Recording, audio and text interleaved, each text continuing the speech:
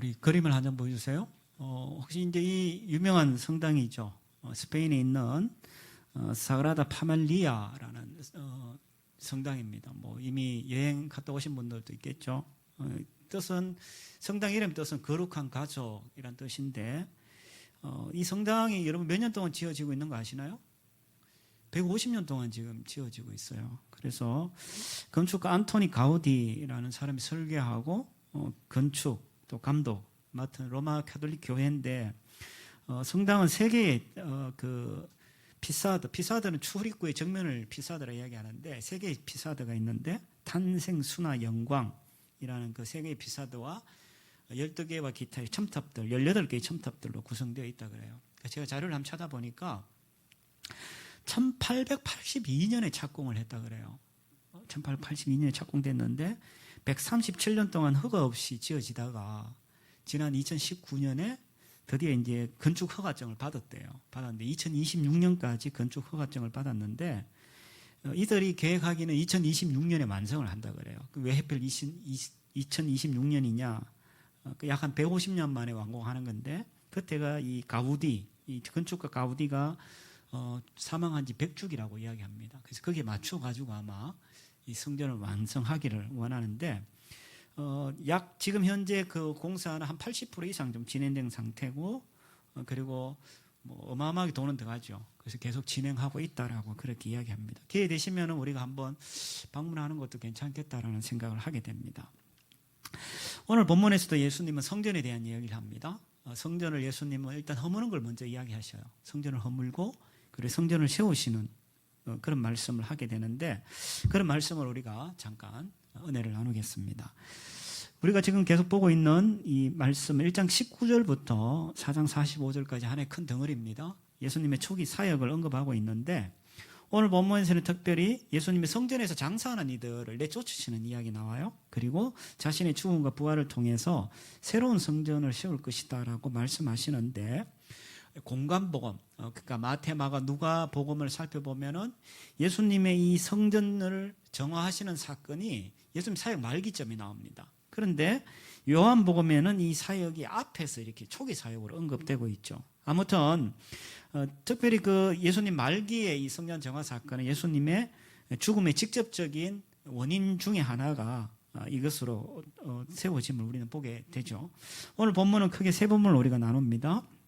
13에서 17절까지는 성전에서 장사하는 자들을 책망하시고 내쫓으시는 이야기입니다. 그리고 18절부터 22절까지는 예수님이 새로운 성전을 세우실 것이다 라고 말씀하시고 마지막 23절에서 25절까지는 예수님은 사람에게 의지하지 않으신다라고 그렇게 말씀합니다. 그래서 크게 한 세 부분을 나누어서 오늘 본문을 살펴보도록 하겠습니다. 자, 그러면 우리는 무엇으로 혹은 어떻게 주의 성전, 교회로 세워지는가? 제가 설교하면서 성전이란 말과 교회라는 말을 이렇게 혼용해서 쓸 테니까 여러분들이 그냥 같은 얘기구나라고 알아들으시면 될 것 같습니다. 첫 번째, 성전의 목적인 그 주님과의 관계를 회복함으로 우리가 성전으로 세워진다라고 말씀합니다. 주님과의 관계가 회복되므로 13, 14절에 이제 유대인 유월절이 가까웠죠. 그래서 예수님이 예루살렘으로 올라갑니다. 이 유월절이라는 건 우리가 잘 아는 절기죠. 이스라엘 백성의 애굽에서 탈출한 그 사건을 기념하기 위하여서 하나님의 은혜를 기억하기 위하여서 지키는 절기가 유월절인데 예수님의 사역과는 사실은 잘 맞아떨어지는 그런 절기라고 얘기할 수 있죠. 자, 근데 이제 성전 14절 성전 안에 들어가 보니까 소와 양과 비둘기 파는 사람들 또 돈 바꾸는 사람들이 앉아 있었다. 그것을 주님 보셨다라고 말씀하시죠. 여기서 성전이라는 것은 이방인들을 위한 지역으로 넓은 뜰을 이야기합니다. 성전 그림을 한번 보시죠. 성전에 보면은 이렇게 구성되어 있습니다. 여러분 보시는 대로 지금 가쪽에 담이 있고 중간에 이제 성전이죠. 그래서 중간에 성전인데 지금 이 물건을 사고 팔고 하는 것은 성전과 벽 사이, 담 사이에 있는 그 이방인의 뜰이라고 있죠. 그 이방인의 뜰에서 장사치들이 장사를 하고 그리고 환전을 하는 그런 지역이다라고 이야기했죠.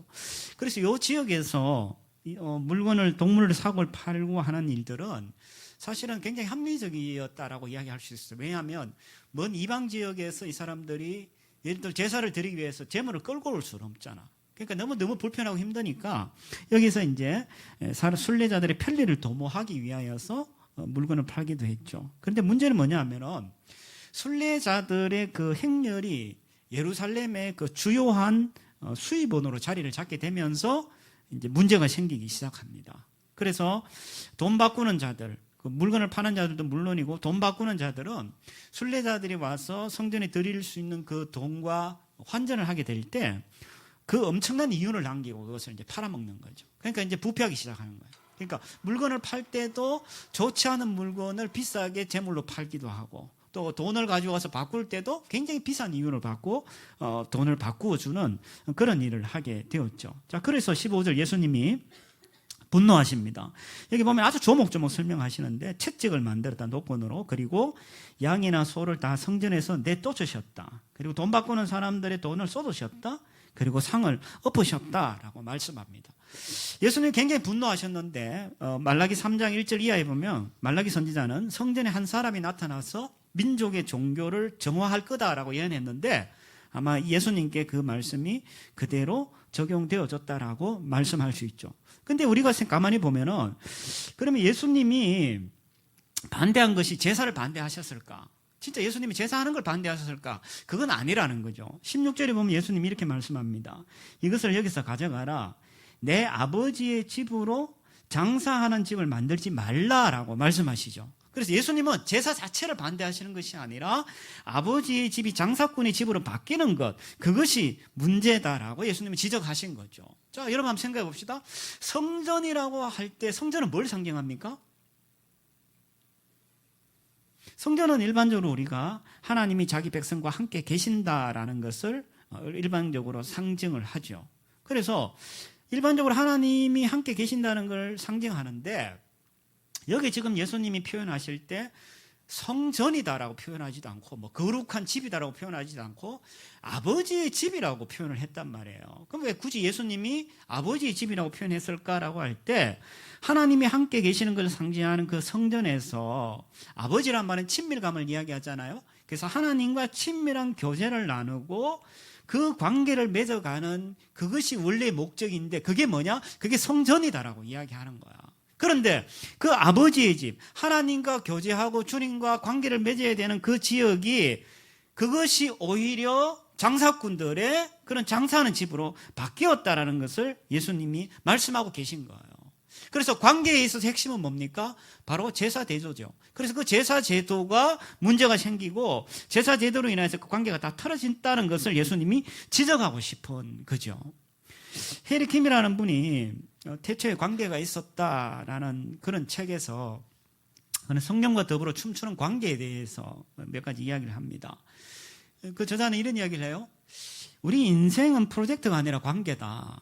그래서 행복, 건강, 성공의 85% 정도를 차지하는 것이 관계가 잘 풀려야 되는데 그러나 이 시대에 많은 사람들이 관계 맺는 것도 어려워하고 관계를 유지해 가는 것도 사람들이 어려워한다는 거예요. 그래서 제가 언젠가 소개를 한번 했습니다만은 적당히 가까운 관계. 그러니까 딱 자기의 필요한 만큼의 관계를 유지하면서 깊이 있게 관계를 맺지 않는다는 거죠. 그래서 이 관계라는 것이 참 중요한데 이 저자는 관계 유형에 대해서 몇 가지를 설명합니다.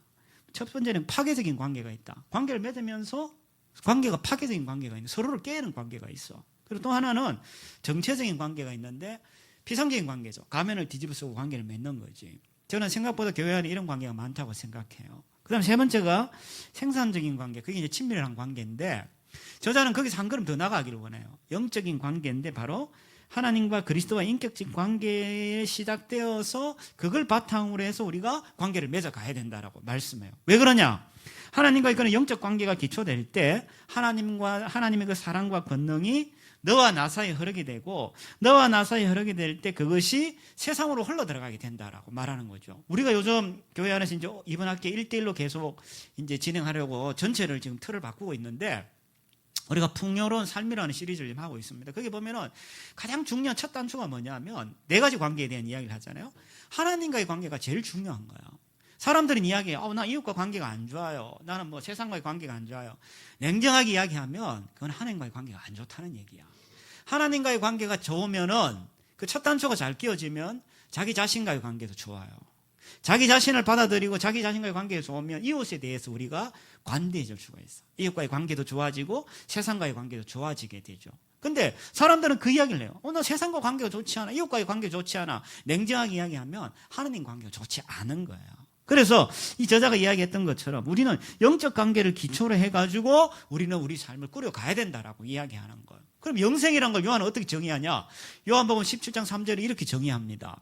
영생은 한 참분이신 참 하나님 아버지와 아버지께서 보내신 예수 그리스도를 아는 것, 안다는 말은 다른 번역에 보면 사귀는 것, 교제하는 것이라 이야기한단 말이에요. 그러면 우리가 이 땅에서 영생을 누린다는 것은 죽고 나서의 문제가 아니라 지금 여기에서 영생을 누릴 수 있는데 그래서 하나님 아버지와 교제에 맺어가고 관계에 맺어가는 그 상태를 성경에서는 영생이다라고 이야기한단 말이에요. 그렇다면 성전과 교회의 원래 목적이 뭐냐? 그 하나님과 관계에 맺어가는 거거든. 관계를 맺어가는데 그게 문제가 생기니까 우리는 교회로 지어져 가는 것이 어렵다라는 거예요. 다른 말로 하면은 왜 시간이 지난데도 불구하고 성숙하지 못하냐? 그건 하나님과 관계의 문제라고 이야기할 수 있는 거죠. 다음 두 번째, 우리가 무엇으로 어떻게 주님의 성전으로 세워져 가냐? 두 번째는 교회가 주님의 몸이라는 것을 우리가 알므로 우리가 그렇게 세워져 간다라고 말합니다. 자, 예수님이 이제 그렇게 말하니까 18절에 유대인들 아마 이 관계자들 같은데 예수님께 말하죠. 네가 이런 일을 행하니 무슨 표적을 우리에게 보이겠느냐라고 그렇게 말합니다. 이 말은 무슨 말이냐면 예수님이 이런 이야기를 한다는 거는 이 당국자들이 봤을 때 네가 그런 권위가 있냐? 네가 그리 잘났어? 그러면 네가 그 잘났다는 그 권위가 있다는 그 표적을 우리한테 한번 보여봐봐. 만약에 네가 그걸 보여주지 않으면 너는 예배를 혼란케 했던 제사를 혼란케 했다는 그 죄목으로 너를 잡아갈 거야. 이런 의미가 그 속에 담겨져 있는 거야. 그래서 그들이 그 표적을 보여달라고 그렇게 말을 하죠. 그래서 예수님이 19절에 이런 이야기합니다. 너희가 이 성전을 헐라 내가 사흘 동안에 일으키리라. 예수님이 그렇게 3일 동안 일으킨다라고 말씀하시니까 유대인들이 반응이 놀랍습니다. 유대인들이 이르되 이 성전은 46년 동안 지었는데 네가 3일 동안에 일으킨다고? 그러면서 격렬한 조로, 이 원래 원에 보면 굉장히 격렬하고 조소하는 조롱조로 그렇게 기록되어 있어요. 이 46년이라는 것은 근거가 있어요. 왜냐하면 헤롯이 당시에 수르바벨 성전에 있었단 말이에요. 근데 사람들이 이제 솔로몬 성전보다 못하다는 이야기를 자꾸 주변에서 하니까 BC 한 19, 20년경에 성전을 다시 짓기 시작했어요. 다시 짓기 시작해가지고 그 성전을 약 AD 한 27, 8년에 이제 완성을 했는데 대충 계산해 보니까 한 46년 정도 걸렸단 말이야. 그래서 그들이 생각할 때는 야, 우리가 그걸 다 봤는데 46년 동안 지금 이 성전이 지어진 걸 내가 눈으로 봤는데 네가 3일 동안 지금 성전을 짓고 이렇게 흘고 짓는다고? 불가능하다고 그렇게 그들은 생각할 수밖에 없었죠. 그래서 예수님이 21절에 그러나 예수님이 이렇게 말씀합니다. 성전된 자기 육체를 가리켜서 말씀하신 것이다 라고 말씀합니다. 그래서 예수님이 말씀하신 성전은 자기 육체 곧 죽으시고 3일 만에 부활하실 자기 육체를 가리키는 것으로 설명을 하죠. 그래서 이 말은 어떤 의미가 있냐면 예수님이 그렇게 죽으시고 부활하심으로써 자기 스스로가 직접 성전이 된다는 의미죠. 예수님이 성전이 된다는 의미죠. 동시에 예수 그리스도로 말미암아 구원받은 사람들을 통해서 새 성전을 세우겠다는 의미가 그 속에 담겨져 있는 거예요. 제가 이제 교인들하고 가끔 그런 얘기들을 해요. 교회가 뭡니까? 물 질문해요. 그럼 사람들이 이야기해. 뭐 교회 건물이죠. 뭐 우리 예배 드리는 곳, 뭐 예배 드리는 뭐 모임, 사람들의 조직, 뭐 여러 가지 이야기합니다. 근데 사실은 제가 이제 정말 안타까운 것은 뭐 개인 사정이 있겠죠. 교회를 옮기고 뭐 교회 출석도 이제 제대로 안 하고 관계도 제대로 안 하는 사람들 다 사정이 있겠죠. 있는데 저는 근본적으로 어떤 질문이 생기냐면 정말 저분들이 교회가 뭔 줄 알까? 교회가 뭔 줄 알고 교회를 저렇게 쉽게 옮기고 그런 일들을 할까? 교회가 뭔지를 알고 저 사람들이 욕을 할까? 저는 그런 질문들이 생기는 거예요. 교회가 뭔지도 모르고 교회에 대해서 정말 진지하게 고민해 보지도 않고 그리고 교회가 자기가 규정한 교회, 자기가 생각하는 그 교회에 자기가 교회에 나가준다고 생각들을 하는 거야. 그러니까 교회에 대한 고민들이 없는 거지. 교회가 뭔지도 모르는 거지. 그러니까 자기가 교회가 뭔지도 모르고 자기는 교회 다니는데, 근데 그 사람들 대부분 이야기 보면은 결국 교회가 자기는 어떤 건물에 다니는 거야. 그런 생각들을 하게 되는 거죠. 자, 그러면 성경에서는 교회를 뭐라고 이야기합니까? 자, 골로새서 1장 18절 이렇게 이야기합니다. 말씀 볼까요? 자, 조시는 분도 있는데 우리 같이 한번 읽어봅시다. 시작. 하나님의 아들은 그분의 몸인 교회의 머리이십니다. 그분은 근본이시요 죽은 사람들 가운데서 먼저 살아나신 분입니다. 자, 첫 번째 뭐라고 이야기했냐면 교회의 머리가 누구다? 예수님인 거야. 교회의 머리는 예수님이야. 목사도 아니고 장로도 아니야. 교회의 머리는 누구야? 예수 그리스도예요. 그리고 그 다음 구절 한번 봅시다. 에베소서 2장 23절 같이 읽습니다. 시작. 교회는 그리스도의 몸이요 만물 안에서 만물을 충만하게 하시는 분의 충만입니다. 몸은 뭐라고요? 그리스도의 몸이 교회라고 이야기하는 거예요. 그러니까 성경은 분명히 이야기해요. 교회의 머리는 예수님이야. 교회의 몸은 우리야 라고 분명히 성경 규정하고 있는 거예요. 여기에 우리가 근거한다라면 말씀에 근거해서 교회가 규정되어지면 자기가 규정한 그것에 의해서 우리의 삶을 살아가게 되는 거예요. 근데 한번 생각해봐요. 뭐 제가 혹시나 또 교회 옮긴 분들을 대해서 제가 폄하하려는 건 절대 아닙니다. 오해하지 마시고 들으십시오. 근데 우리가 이 논리를 설명한다면 교회가 그리스도의 몸이라며. 근데 팔을 한쪽 쉽게 자를 수 있나요? 여러분 몸이라면은 그건 쉽게 그렇게 이해할 수가 없는 거예요. 그래서 이 교회라는 것이 어떤 것인가 아는 것이 정말 중요한데 예수님은 두 가지를 이야기해요. 교회는 내 몸이야. 자기 자신이 교회라고 이야기하고 자기로 인하여서 모여들 그 사람들로 지어진 새 성전이 뭐야? 그게 교회라고 이야기하는 거예요. 단순하게 건물이 교회가 아니라는 거예요. 그래서 이것이 우리가 제대로 알 때 그때 우리는 교회로서 진짜 세워져 가는 거야. 왜? 교회가 뭔지도 모르는데 어떻게 교회로 세워져 가? 교회가 뭔지를 알아야지 우리가 교회로 세워져 갈 수 있다라고 말씀하는 거죠. 그 다음 세 번째, 우리가 무엇으로 혹은 어떻게 성전으로 세워지냐. 첫 번째는 그 성전의 목적인 주님과 관계를 회복함으로, 두 번째는 교회가 주님의 몸임을 알고, 세 번째는 주님을 의지함으로 우리가 교회로 세워진다라고 그렇게 말씀합니다. 자, 23절에 보면요. 6월절에 예수님이 이제 예루살렘에 계셔서 많은 사람들이 그의 행하시는 표적을 보고 그의 이름을 믿었다라고 말씀합니다. 학자들은, 성서학자들은 여기에서 예수님이 했던 이 표적들, 이걸 아마 치유에 관련된 거다라고 이야기를 하는데, 여기서 사람들이 믿었다라고 할 때 믿음이란 것은 그런 측면에서 본다면 우리가 이야기하는 식으로 죄에서 구원할 자로, 구원자로 예수를 믿은 것이 아니라 자신이 지금 필요한 문제를 잠깐 해결하는, 혹은 자신의 그 치료자 정도로 이들이 믿었다라고 볼 수 있는 거죠. 24, 25절은 그것을 뒷받침합니다. 그래서 예수님은 그의 몸을 그들에게 의탁하지 아니하셨는데 이유가 뭐냐? 친히 모든 사람을 아셨기 때문이다. 다른 번역은 이렇게 설명합니다. 많은 사람들이 자신들의 삶을 예수님께 맡겼으나, 맡길 수밖에 없죠. 문제가 있으니까. 그런데 예수님은 자신의 삶을 그들에게 맡기지 않으셨다. 왜냐하면 그들을 속속들이 아셨고 그들이 신뢰할 수 없는 대상인 것을 예수님은 아셨기 때문이다. 이렇게 번역하는 거예요. 그래서 실질적으로 사역 초기를 보면 예수님의 기적이나 열정 때문에 많은 사람들이 따라왔다가 나중에 예수님이 정치적 메시아가 아니네?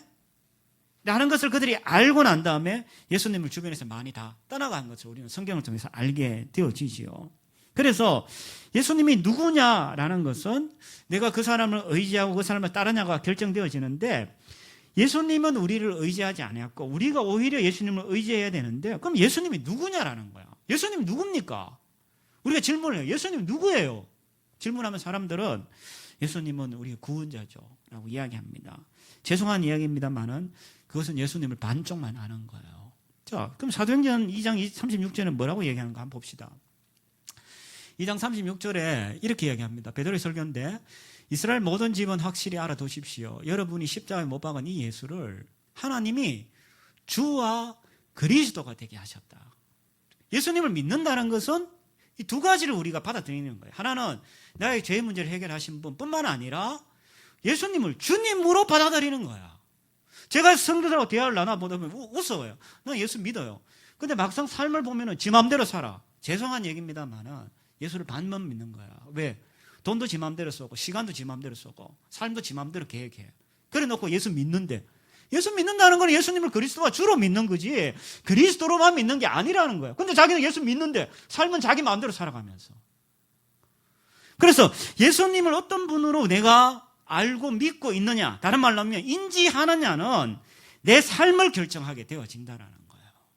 그래서 우리가 그 예수님을 주님으로 그리스도로 믿고 내가 의지하게 될 때, 그때 비로소 내가 교회로 세워져 가는 거야. 내가 뒤집어 이야기하면 왜 세워져 가지 않냐 하면 예수님을 내가 그렇게 알고 있지 않다는 거죠. 믿지 않는다는 거죠.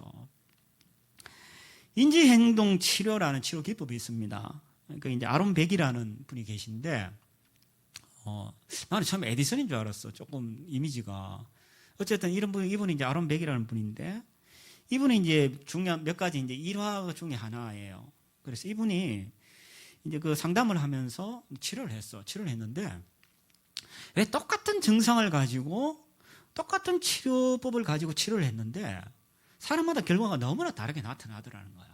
그래서 이 사람이 이제 여러 케이스를 이제 상담할 거 아니에요? 상담하고 면담하고 이제 치료하면서 치료의 효과에 그 영향을 주는 가장 중요한 요인이 뭐냐? 이 아론 백이 찾아냈는데 그게 뭐냐 하면 믿음이라는 거야. 이 사람이 크리스찬인지는 모르겠어요. 근데 이분이 이제 나름 결론을 내린 게 이제 믿음인데, 예를 들면 이런 거예요. 이제 내담자가 이제 치료받으러 왔잖아요. 왔는데 환자가 이런 생각을 하는 거야. 야, 이 의사가 속으로 나를 형편없다고 생각하는 것 같아. 저 사람 나를 비웃고 나를 조롱하는 것 같아. 만약에 내담자가 상담자를 만나러 오면서, 의사를 만나러 오면서 이런 생각을 갖고 왔어. 근데 의사가 그 이야기를 들으면서 아니에요, 전혀 그렇지 않아요. 당신 그렇지 않다, 나도 그렇지 않다 막 설명을 한들, 이 사람은 의사의 말이 아니라 자신의 말을 믿고 인지하게 된다는 거야. 근데 그것이 거기서 그치는 것이 아니라 이 잘못된 믿음이 인생의 전 영역에 걸쳐서 부정적인 효과, 직접적으로는 그 병이 낫지 않는 거, 우울증과 같은 그런 병이 낫지 않는 거는 물론이고, 그것이 인생의 전 영역에 걸쳐서 부정적인 효과를 나타내더라는 거죠. 그래서 이 아론 백이 그런 데이터를 쭉 모아가지고, 그래서 사람들이 잘못된 믿음을 가지고 있다는 것을 알려주길 원했다는 거예요. 대표적인 게 세 가지 분야예요. 하나는 뭐냐? 자기 자신에 대해서. 사람들이 자기 자신에 대한 잘못된 믿음을 갖고 있는 거야. 또 하나는 세상에 대해서 잘못된 믿음을 갖고 있고, 또 하나는 미래에 대한 잘못된 믿음을 갖고 있는 거예요. 그래서 이것에 대해서 그 사람들의 잘못된 믿음을 알려주고, 그 믿음을 바꿀 수 있는 방법을 계속 연구했는데, 그게 나중에 지금 현재 자리 잡은 인지치료라는 것으로 자리를 잡은 거예요. 지금 여러분 상담 조금만 공부하신 분은 이 인지치료라는 거 다 알아요. 그래서 어떻게 인지하느냐에 따라서, 어떻게 그것을 믿고 받아들이냐에 따라서 그 사람 인생이 바뀌어지는데 되게 중요한 거죠. 우리가 예수님을 어떤 분으로 인지하느냐는 우리 인생을 바꾼다는 거야. 많은 사람들이 예수를 그냥 도깨비 방망이 정도로 생각해. 죄송한 얘기지만, 그럼 여러분들은 이 많은 사람들처럼 표적을 보고 그냥 믿고 따르는 정도야. 여러분이 당면한 문제 해결하는 정도지. 근데 예수님을 진짜 그리스도와 주로 믿는다면 여러분들은 비로소 교회로 세워져 갈 수 있는 거예요.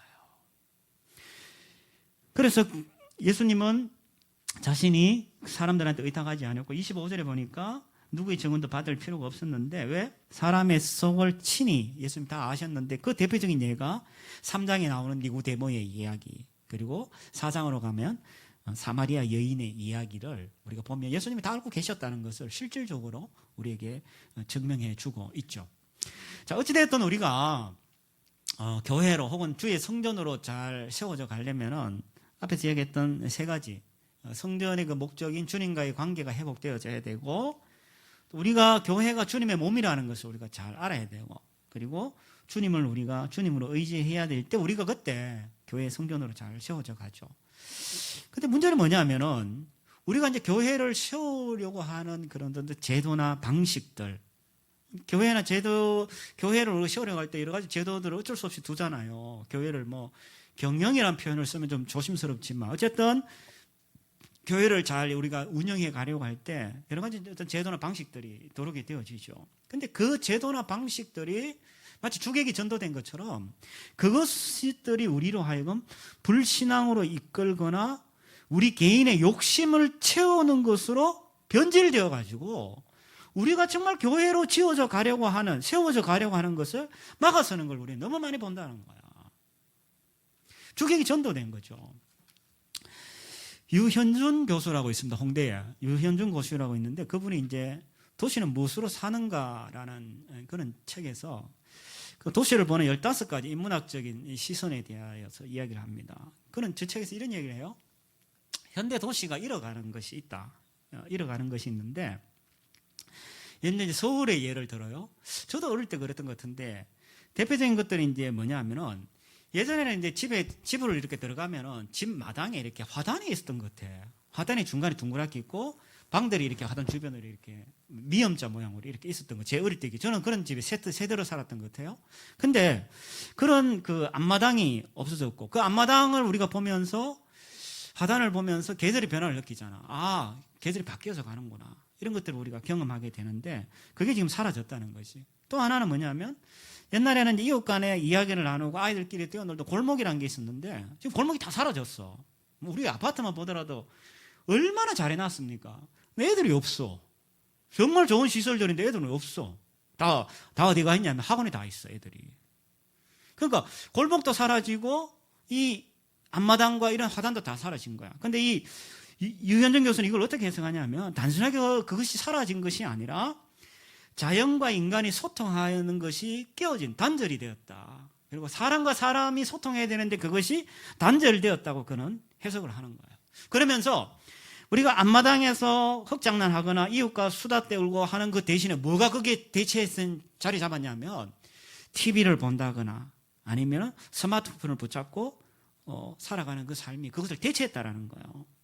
그러면서 우리는 갈수록 삭막함을 경험하는 거예요. 정말 삭막해. 카페에서 보면은 둘이 왔는데 대화하면서 스마트폰 보고 앉았어. 둘이 왔는데 뭐 서너 명 왔으면 둘이 놀고 한 놈은 딴짓 해도 되잖아. 근데 둘이 왔는데도 이러고 앉아있는 거야. 근데 얘가 어색하지 않냐? 자기들 전혀 어색하지 않대. 그래서 삭막해질 뿐만 아니라 사람 냄새 풍기는 것들도 자꾸 사라지고, 아파트 같은 경우에는 경비원이 다 사라졌잖아요. 우리 아파트만 하더라도 경비원이 없어요. 왜? 다 시스템으로 다 바뀐 거잖아. 그래서 사람 자체가 사라지기도 하면서 그는 이런 이야기를 합니다. 결국 도시가 잃어가는 것이 어쩌면 사람 자체, 사람의 옮길 수도 있다라고 그렇게 유 교수는 이야기를 합니다. 우리가 이제 편리함 혹은 안락함을 위해서 도시를 세워가잖아요. 그리고 편리하게 만들잖아요. 그런데 문제는 뭐냐면은 그렇게 편리함과 안락함을 위해서 만든 이 도시의 그 모습들이 궁극적으로는 우리를 행복하게 하기보다는 우리를 외롭게 만들고 우리 인생을 피폐하게 만든다는 거야. 주객이 전도된 거지. 편리하게 살려고 만든 건데 우리 인생은 더 피폐해져 가는 거예요. 얼마 전에 제가 뉴스를 보니까 어떤 청년이 살았던 방을 이렇게 비춰주더라고. 얘는 집에서 하루도 안 나왔대. 집에 들어가니까 이거는 완전 쓰레기통이야. 막 음식물 찌꺼기하고 막 침대가 있는데 침대까지 쓰레기가 쌓여 있더라고. 물론 그걸 우리가 정죄하고 비판할 수도 있지만 그런 눈은 말고 청년이 왜 저렇게 삶을 살까? 왜 저렇게 살아갈 수밖에 없을까? 여러 가지 이유가 있지 않겠어요? 그중에 저는 대표적인 하나가 도시의 저는 피폐라고 생각을 해요. 단절되고 소통이 없고 이런 거지. 교제가 없는 거야. 그러니까 걔는 혼자 그렇게 살아가는 거. 그러다 자살하는 애들도 생기잖아. 그래서 그런 일들을 보면서 편리함을 추구하고 조금 더 잘 세우려고 하는 것이 오히려 피폐하게 되는 것처럼 교회 안에도 이런 게 있다는 거야. 교회 안에도 교회를 잘 세우려고 하는 편리함을 추구하고 잘 원활하게 운영하기 위해서 세우는 여러 가지 제도나 방식이 우리의 신앙의 본질을 흐트러버리는 것들이 많더라는 거예요. 그래서 하나님과의 관계를 단절시켜버려.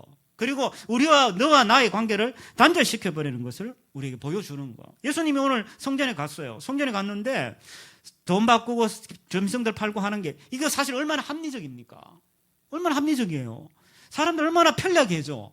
근데 문제는 뭐냐 하면은 그 합리적이고 편리한 그 방식과 제도가 하나님 아버지의 집을 장사하는 집으로 바꾸었다라고 이야기하는 거예요. 편리함과 그리고 사람들을 위하여서 만든 제도나 방식이 인간의 욕심을 채우는 것으로 변질시켰다라고 성경은 이야기한다는 거예요. 무슨 얘기죠? 마가복음 7장을 한번 가봅시다. 7장에 보면은 너희는 전통을 핑계 삼아 하나님 말씀을 유명무실하게 만드는 것이 아니냐. 또 너희가 많은 일들을 이런 식으로 행하고 있다. 이게 전후의 어떤 이야기의 맥락이냐면 고르반에 대한 얘기입니다. 고르반이라 말은 뭐냐면 내가 하나님 앞에 제물을 드린다라고 하는 그런 의미인데, 하나님 앞에 제물을 드린다라고 이야기하면 예를 들면 이런 거죠. 쉬운 예를 들어볼게요. 내가 11조를 내야 되는데 어머니한테 내가 용돈을 드려야 되는데 내가 하나님 앞에 11조 드려야 돼요. 그래 놓고 어머니한테 용돈을 주지 않아. 그 사람들이 비난하면 이 고르반이야. 내가 하나님께 드리게 했어. 근데 웃기는 거는 하나님한테도 안 드려. 결국 그 돈이 누게 되냐? 지게 되는 거야. 그러니까 어머니, 부모님도 공경하지 않고 그 돈을 하나님께 드린다고 했는데 실제로 하나님께 드리지도 않는 거야. 결국 지가 다 착복하는 거지. 그런 제도가 교회 안에 있었다는 거예요. 그러면 지금 현대 교회 안에는 그런 게 없냐? 현대 교회 안에도 사실은 이런 일들이 참 많아요. 대표적인 게 뭡니까? 조심스러운 얘기입니다만은 우리 직분 제도 같은 거예요. 그건 정말 교회에 정말 필요한 거예요. 장로가 세워지고 집사가 세워지고 하는 거 정말 필요한데, 죄송한 얘기입니다만은 저는 주변에 어떤 분들 중에 집사 때하고 장로 때하고 사람이 완전 바뀐 사람을 봤어. 이해가 안 가. 그리고 어떤 사람은 건사투표에 떨어졌어. 교회를 옮겨버려. 그럼 뭐야 도대체? 필요한 제도잖아요? 근데 그 제도가 교회를 망가뜨리고 있는 거야. 그러면 그렇습니까? 온라인 예배도 마찬가지예요. 우리가 지금 어쩔 수 없이 온라인 예배를 드리잖아요. 근데 제가 이렇게 온라인 예배 드리는 형태를 들어보면 엉망이야. 도대체 예배인지 뭔지, 진짜 저 자리에 하나님이 계신다고 믿고 있는 건지, TV 프로그램, 연애 프로그램을 보는 건지 정말 질문하고 싶은 거야. 우리가 교회 나올 때 어쨌든 준비된 예물을 들고 와서 하나님 앞에 예물을 드리고 경건한 마음으로 예배를 드리고 이러는데, 집에 있으면 그게 됩니까? 안 되지. 근데 어떤 집은 그렇게 드린 집도 있대. 일부 시간 되면 옷을 갖춰 입고, 그게 옷 갈아입는 게 대단한 겁니까? 그렇지 않아요. 그러나 저는 그 마음이라고 생각해요. 준비된 마음으로 예배를 드리는 거지. 근데 온라인 예배가 되면서 얼마나 편리합니까? 우리로 하여금 보호한다고 하잖아. 팬데믹 상황에서 우리 자신을 보호한다고 온라인을 드리라고 해. 사람들에게 편리하기 위해서 온라인을 예배 드린다고 해. 근데 그 예배가 다 무너지고 있는 거야. 들어보니까 엉망이야.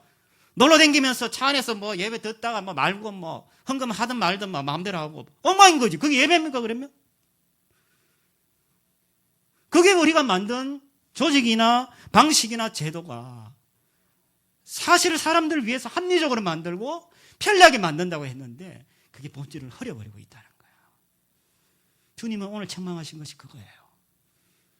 제사 제도나 교회를 예수님이 지적하신 것이 아니라 왜곡되어 있는 그 교회, 왜곡되어 있는 제사를 주님은 지금 책망하고 계신 거예요.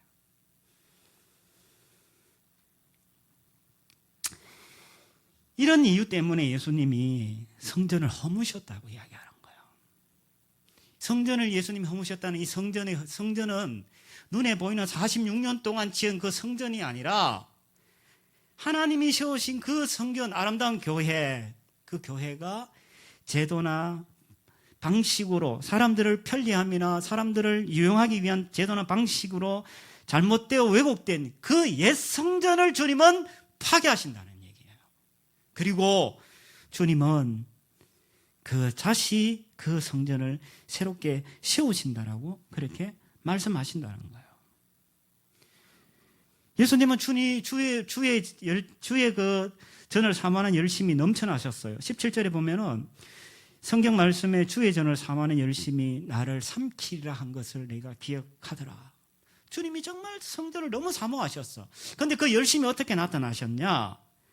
예수님의 그 열심은 예수님의 죽으심과 부활로 그 열심은 드러난 거예요. 예수님은 옛 성전을 허무셨어요. 그리고 새 성전을 세우셨잖아요. 어떻게 그렇게 하셨나요? 바로 자기 육체로 그 일을 하신 거예요. 예수님이 죽으시고 부활하심으로 제도와 방식인 옛 성전을 허무시고, 그리고 자신의 성전 대신, 자기 몸이 성전 대신 예수 그리스도께서 새로운 성전을 세우시고 예수 그리스도를 믿는 사람으로 말미암아 모여진 그 사람들을 통하여서 새로운 성전을 세우신 거예요. 그래서 교회라고 하는 성전이라 하는 것은 그냥 어쩌다가 세워진 것이 아니라 주님이 피로 값주고 세워진 것이 교회라는 거예요.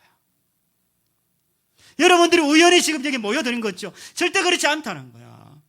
주님이 여러분들을 택하셔가지고 피로 값주고 지불하셔서 세운 것이 여러분 한 사람 한 사람이고 우리 모임이라고 성경은 그렇게 이야기하는 거예요. 사도행전 28장에 이렇게 이야기합니다. 20장 28절에 이렇게 이야기하죠. 사도행전입니다. 20장 28절에 보면은 예수님이 이런 이야기합니다. 성령이 여러분을 양떼 가운데 감독자로 세우셔서 하나님께서 자기 아들의 피로 사신 교회를 돌보게 하셨습니다. 여기 뭐라고 되어 있냐면 사도행전 20장 28절에 하나님께서 자기 아들의 피로 사신 교회를 돌보게 하셨습니다. 교회가 그냥 세워진 것이 아니라 하나님께서 자기 아들의 피로 세우신 교회가 뭐냐? 그게 바로 교회라고 이야기하는 거야. 이쪽에 지금 말씀 나왔습니다. 하나님께서 자기 아들의 피로 값을 지불하고 산 게 뭐냐? 그게 교회라는 거야. 우리 한 사람 한 사람이 교회이고, 그리고 우리 모임이 교회이고, 엄격하게 이야기하면 이 건물은 교회가 아니에요. 교회당이에요. 근데 우리는 그 교회당에 목숨을 거는 경우가 많죠. 몇 수십억을 들여가지고 우리는 교회당에 목숨을 경우들이 참 많습니다. 아까 우리 기도자도 그런 기도를 드렸는데 정말 하나님 기뻐하실까? 저는 그런 질문이 생겨요. 우리가 교회라는 것은 그냥 이렇게 세워진 것이 아니라 주님이 피해를 값으로 지불하시고 세우신 것이 바로 교회라고 이야기하는 거예요. 그래서 저는 교회를 이렇게 규정하고 싶어요. 정의하고 싶어요. 교회라는 건 뭐냐? 피값을 지불하신 예수님을 모퉁이 돌로, 피값을 지불하신 그 예수님을 모퉁이 돌로라는 말은 기초를 이야기하는 거죠. 모퉁이 돌로 베드로로 대표되는 12제자라는 반석 위에, 베드로로 대표되는 12제자라는 반석 위에, 그리고 그들과 동일한 신앙 고백을 하는 신자들, 즉 모인 사람들, 그게 교회인 거예요. 다시 한번 말씀드릴까요? 피값을 지불하신 예수님을 모퉁이 돌로 베드로로 대표되는 12제자라는 반석 위에 그들과 동일한 신앙 고백을 하는 신자들, 즉 모인 사람들, 그들을 성경에서는 교회라고 그렇게 이야기하는 거예요. 그래서 우리가 교회로 정말 잘 세워져 가려고 한다면 우리는 피로 값주고 우리 교회를 사신 그 모퉁이 돌 대신 예수 그리스도와 제대로 연결되어 있을 때 그때 우리는 교회로 제대로 세워져 가는 거예요. 그리고 그것뿐만 아니라 각 교회라고 이야기하는 각 개인이 잘 연합되고 잘 우리가 함께 되어질 때 그때 우리는 교회라고 함께 지어져 가는 거예요. 팬데믹 상황은 이 부분을 계속 깹니다. 에베소서 2장 21절 말씀이 이렇게 이야기합니다. 그리스도 안에서 건물 전체가 서로 연결되어서 주 안에서 함께 자라 거룩한 성전이 됩니다. 여러분도 성령 안에서 하나님께서 거하실 처소가 되기 위하여서 그리스도 안에서 함께 세워져 가고 있습니다. 절대 혼자는 지어질 수 없습니다. 함께 지어져 가는 거예요. 그것이 뭐예요? 그것이 바로 교회라고 그렇게 말씀합니다. 말씀을 정리합니다. 우리가 주님과의 관계를 통해서 주님의 교회, 성전으로 잘 세워져 가는데 우리가 교회를 세우려고 하는 제도나 방식이 오히려 우리를 불신앙으로 이끌거나 우리 개인의 욕심을 착복하는 것으로 만드는 것을 보게 되죠. 그래서 우리가 교회를 세워져 가는 것이 계속 방해되는 걸 경험합니다. 예수님은 그런 제도나 방식으로서의 옛 성전을 허무시고 새로운 성전을 세우셨죠. 새로운 성전은 자기 몸이기도 하고 예수로 인하여서 믿게 되는 우리를 이야기해요. 근데 그것은 그냥 세워지고 허무는 것이 아니라 예수님의 피값이 지불된 거예요. 그래서 그 예수 그리스도와 연결되고 서로 함께 연합될 때 그때 우리는 함께 지어져 간다라고 그렇게 말씀한다는 거예요. 하나만 이야기하고 제가 마치겠습니다. 여러분, 프로와 매너리즘의 차이를 혹시 아시나요? 우리가 그 한 일을 오래 하는 사람들 중에 어떤 사람은 그 분야의 프로가 되는 사람이 있고 한 분야에 오래 어떤 일을 하는 사람, 어떤 사람은 매너리즘에 빠지는 사람이 있어요. 매너리즘 굳이 우리가 번역한다면 타성의 저점 이렇게 표현할 수도 있겠죠. 왜 이런 차이가 있을까? 왜 이런 차이가 있을까? 이 김미경이라는 분이 아트 스피치라는 책에서 그는 이런 이야기합니다. 이 프로와 매너리즘의 차이는 뭐냐? 그건 딱 하나다. 그것은 신선도의 문제다라고 이야기합니다. 신선도. 신선도가 뭐지? 진짜 말 그대로 신선한 걸 이야기하는 거예요. 이 신선도를 유지하면서 자신의 능력을 키워가면 그 분야의 프로가 되는데, 이 신선도를 유지하지 못하면 사람들은 매너리즘에 빠진다는 거예요. 이 신선도가 뭘까? 우리 측으로 이야기하면 초심 혹은 이름처럼 처음처럼 그렇게 이야기할 수 있는 거예요. 우리가 세상 살아갈 때도 프로가 되느냐 매너리즘에 빠지냐를 우리도 모르는 사이에 이렇게 흘러가게 되는데, 신앙생활도 마찬가지라는 거예요. 신앙생활도 우리가 이 신선도 초점을 잃어버리지 않으면, 그래서 우리 교회의 주제가 뭐냐면, 그래서 날마다 자신에게 복음을 선언해야 되는 거예요. 죄송한 얘기입니다만 그러지 않으면 우리도 모르는 사이에 우리는 매너리즘에 빠져. 신앙의 매너리즘에. 여러분 예배 오잖아요. 신앙의 매너리즘에 빠지면요, 예배를 습관적으로 드려요. 예배 드리고 찬양 그냥 하니까 막 따라 부르고 영혼도 없어. 말씀 들어. 목사님 뻔한 말씀인데 듣고 헌금 대충 뒤적뒤적해서 헌금 내고 대충 보내고 감격이 없는 거야. 왜? 그 매너리즘에 빠진 거지. 근데 죄송한 얘기입니다만 이 팬데믹 상황이 우리로 하여금 더 그렇게 몰아가고 있는 거야. 근데 진짜 신앙의 프로는 날마다 자신에게 복음을 유지하면서 그 신선도를 유지하는 거예요. 주님이 피로 값주고 나를 사셨대. 주님이 피로 값을 주고 나를 사셨대. 내가 그런 교회야.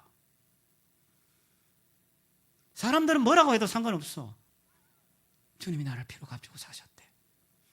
그리고 주님이 내가 교회로 세워지길 주님 너무나 원하신대. 예수님이 예루살렘을 향하여서 예루살렘아 예루살렘아 통곡하시잖아요. 어쩌면 이 한국 교회와 우리를 보고 주님 지금 통곡하고 계실 수도 있는 거예요. 제도와 그리고 방식과 그런 데 갇혀서 자기도 모르는 사이에 매너리즘에 빠져가지고, 그때 우리에게 필요한 게 뭐냐?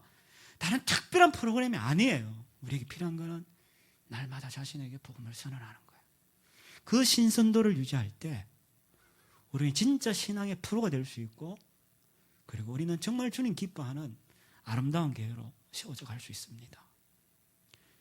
저는 이 말씀을 기억하면서 저나 여러분들이나 모두가 주님 기뻐하는 그런 아름다운 교회로 세워지기를 주의 이름으로 축원합니다. 기도합시다. 우리 오늘